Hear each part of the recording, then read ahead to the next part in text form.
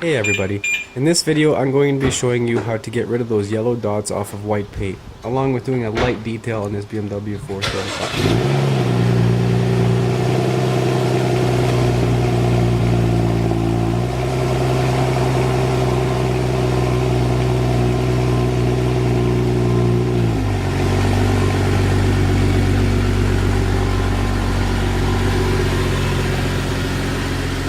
The soap I used for this one actually came in the BMW kit, which you get when purchasing a new vehicle from them. You guys don't have to necessarily use the same stuff as I used. The only reason I used that is because it came in the BMW kit and I just wanted to use it up.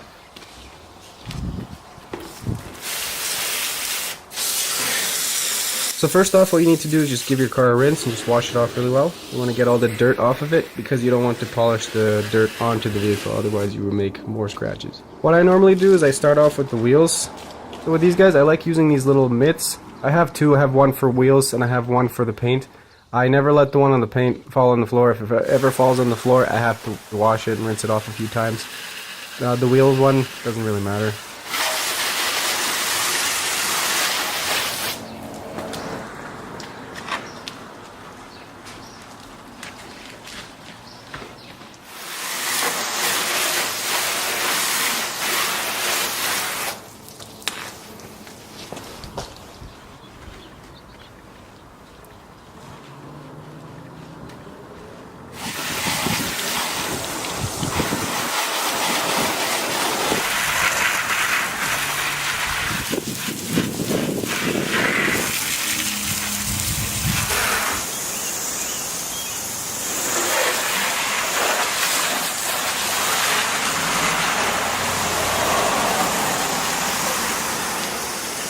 As you can see, this 435 is all covered full of these little yellow dots.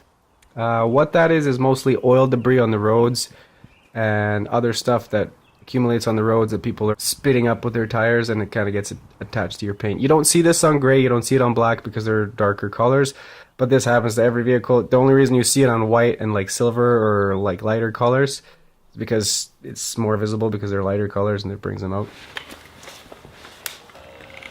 So what I did here was just this cutting compound. I tried doing a clay bar on this one. It took forever, so I decided to quit on the clay bar and just go straight for polishing.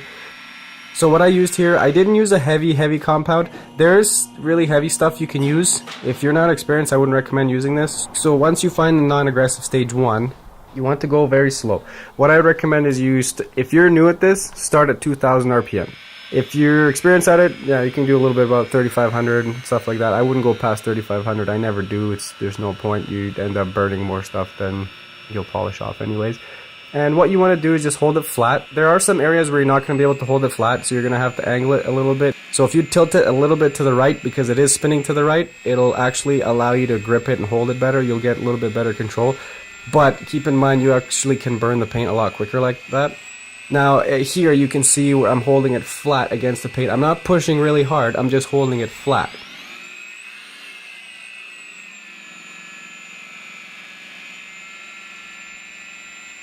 So what I do is basically just spray a little bit of, you can either spray degreaser or you can spray a little bit of soap and water on the panel.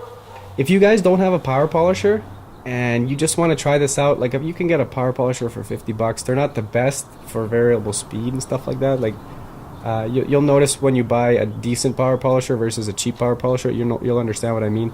So basically, if you guys don't want to try a power polisher and you want to try it by hand because you want to save some money, use this technique.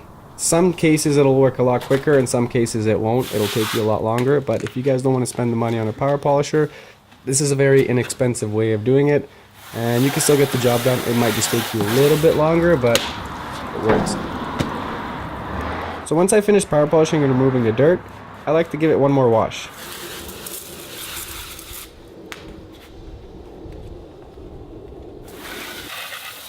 In this I'm a little bit more detailed because I want to get all the polishing compound off. So basically after that I get into the little nooks and crannies because there will be polishing compound in there.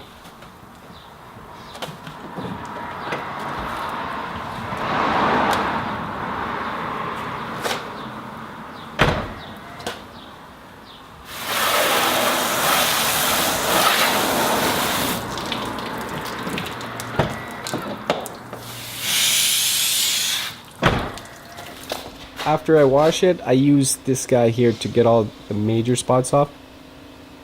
It's just a regular squeegee. It's a rubber squeegee. You can get it at any automotive shop.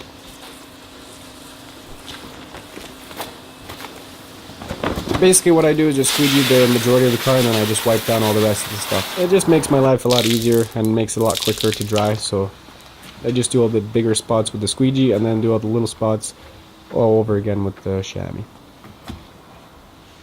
For the interior, I like to use just a regular towel. I didn't use any of my crazy microfiber here because I wanted to show you guys that you can do it with just a regular towel if your car's not that dirty. And honestly, you don't need any heavy chemicals to do inside. The more chemicals you use, the more you wear out your interior paints and vinyl paints. So basically, if your car is just dusty, honestly, just grab a damp rag or get a towel, like a small little towel, and just get it a little bit damp, and just wipe your interior down with that. If your car's pretty dirty inside, I recommend this stuff called detail spray. It's not going to be harmful for your interior or your vinyl or your leather, and basically you can just use it to wipe down and clean the car. So here I'm using BMW's tire shine that came in the kit. I actually recommend you don't put any tire shine. The only reason I did this was for the video, just to make it look a little bit nicer. The reason I don't use tire shine is because it dries out and cracks your tires. If your car is a different color than a silver or a white, you will have to do stage 1, 2, and 3. The reason for that is because stage 1 removes heavy scratches, stage 2 removes the light scratches left over, and stage 3 is the glaze, which removes any swirl marks or anything that's seen in darker colors. So basically what you can do is you can cheat on white and silver colors. Because the darker colors show off more swirls, you will have to do stage 2 and 3 to get rid of them. If it's any lighter color besides like gray or anything like that, you can actually get away with power polishing stage 1 and 3. So on darker colors, if you don't do stage 1, 2, and 3, you will show swirls and you will show imperfections in the paint unless you do it meticulously from stage 1, 2, and 3. For silver and white, it really doesn't matter. As long as you do good stage 1, you can do a hand wax stage 3, or you can power polish at stage 3. It doesn't really matter because I've done both, and at the end of the day, in the sun or any other light, silver or white, doesn't really matter. As long as you do stage 1 and a hand wax stage 3, it'll be perfectly fine.